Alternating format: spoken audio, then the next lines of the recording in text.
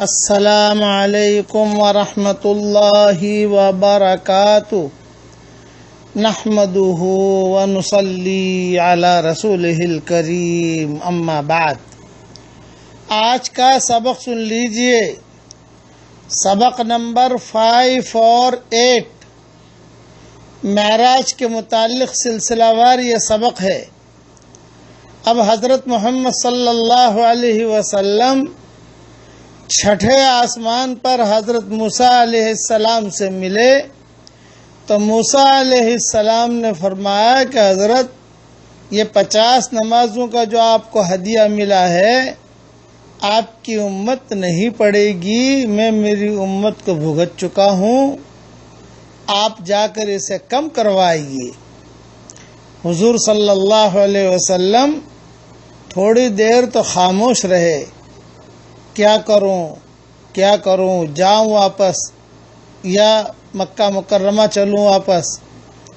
چنانچہ حضور صلی اللہ علیہ وسلم نے واپسی کا سفر یعنی پھر سے اللہ کی طرف جانے کا ارادہ فرمایا۔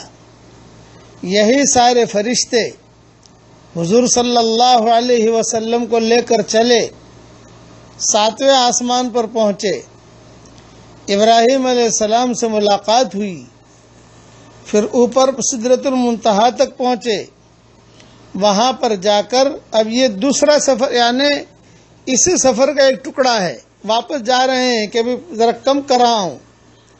اللہ کے دربار میں پہنچے، اللہ تعالیٰ نے کہا کہ کیسے آنا ہوا، حالانکہ اللہ کو سب معلوم ہے۔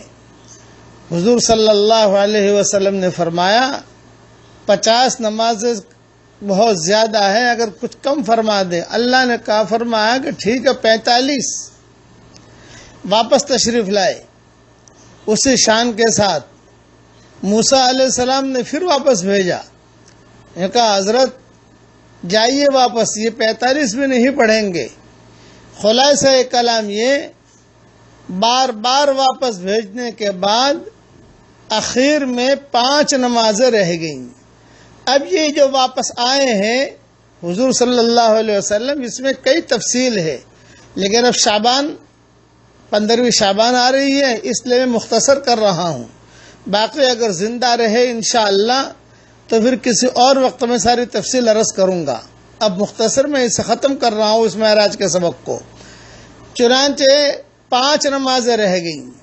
جب 5 نمازیں لے کر آنے لگے، موسیٰ علیہ السلام نے پھر روکا اور ٹوکا، حضرت یہ 5 بھی نہیں پڑھیں گے، آپ کی امت جو ہے 5 بھی نہیں پڑھے گی، آپ اور کم کروائیے۔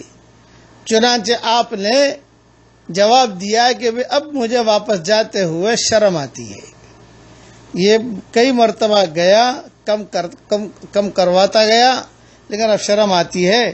یہ کہہ کر حضور صلی اللہ علیہ وسلم چھٹے آسمان سے 5واں آسمان کی طرف جبریل کا ہاتھ پکڑ کر یوں کہا چلو جبریل، یہ کہا چلو رسیانے، اب چلو دنیا کی طرف، مکہ مکرمہ کی طرف چلو، یہ کہہ کر آگے بڑھ گئے۔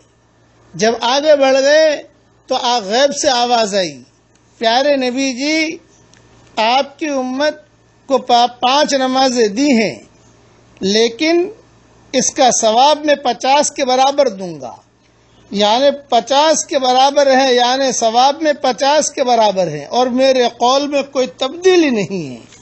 یہ ایک قسم کی غیب کی آواز آئی۔ میرے علم میں اسی طرح متعین اور طے شدہ تھا کہ اصل فرض 5 نمازیں ہیں، اور 50 سے 5 تک یہ بتدریج ترتیب کسی مصلحت اور حکمت کی بنا پر اختیار کی گئی۔ جیسے طبیب اور ڈاکٹر علاج دوائی دیتا ہے، دوائیں کم کرتا جاتا ہے، کبھی پہلے اتنی گولیاں، بعد میں اتنی گولیاں، بعد میں اتنی گولیاں۔ اور ایک وجہ علماء نے یہ بھی لکھی ہے کہ اللہ تعالیٰ بھی چاہتے تھے کہ بار بار میرے نبی جی واپس آویں میرے پاس، بار بار آویں، راز و نیاز کی باتیں ہوں، بار بار آویں۔ چنانچہ یہ معاملہ ہوا کہ 5 نمازیں فرض ہو گئی۔ اسی طرح سے آسمانوں سے واپسی ہوئی، لیکن یہ 5 50 کے برابر ہیں۔ آسمانوں سے واپسی ہوئی، اولاً بیت المقدس میں آ کر اترے، اب وہاں پر یہ جو سواری آسمان سے آئی تھی، یہ فلائٹ، اب یہ فلائٹ واپس جائے گی۔ وہاں جو پرانی فلائٹ کھڑی ہے براق نامی، اس براق پر سوار ہو کر صبح سے پہلے حضرت محمد صلی اللہ علیہ وسلم مکہ مکرمہ پہنچے۔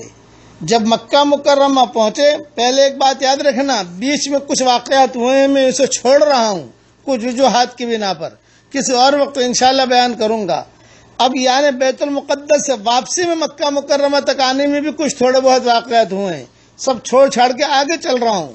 مکہ مکرمہ پہنچے اور مکہ مکرمہ پہنچ کر آپ نے یہ واقعہ قریش کے سامنے بیان کیا۔ یہ سن کر حیران ہو گئے۔